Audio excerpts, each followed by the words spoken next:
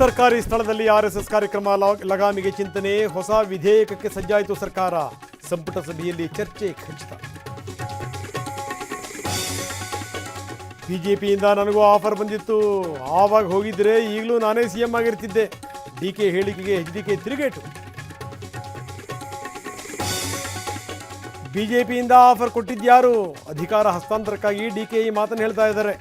DCM ವಿರುದ್ಧ ಅಶೋಕ್ ವಾಗ್ದಾಳಿ.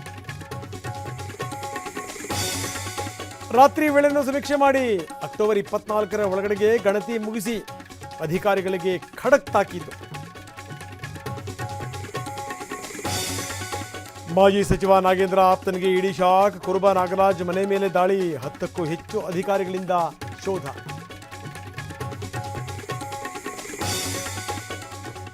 ಪರಸಂಗಕ್ಕಾಗಿ ಪತ್ನಿಯನ್ನೇ ಕೊಂದ ಕಿಲ್ಲರ್ ಡಾಕ್ಟರ್. ಆರೋಪಿಯ ಕಾಲ್ ಡೀಟೇಲ್ಸ್ ಕೆದಕಿದಕ್ಕೆ ಹಾಕಿ ಟ್ರಾವೆಲ್ ಹಿಸ್ಟರಿ ಬಗ್ಗೆಯೂ ತಲಾಶ್. ದಲಿತರ ಮನೆಗೆ ಬೆಂಕಿ ಇಟ್ರ ಸವರ್ಣೀಯರು. ಕೊಪ್ಪಳದಲ್ಲಿ ಹೊತ್ತಿ ಉರಿದ ಮನೆ, ಪ್ರಾಣಾಪಾಯದಿಂದ ಕುಟುಂಬ ಪಾರು.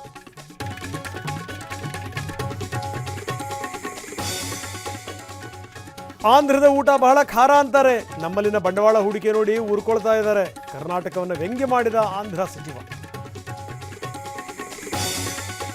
ದೈವದ ಅನುಮತಿ ಪಡೆದೇ ಕಾಂತಾರ ಮಾಡಿದ್ದೀನಿ, ಆರೋಪದ ಬಗ್ಗೆ ಮಾತಾಡಲ್ಲ. ನಾಡದೇವಿ ದರ್ಶನದ ಬಳಿಕ ರಿಷಬ್ ಶೆಟ್ಟಿ ಹೇಳಿಕೆ.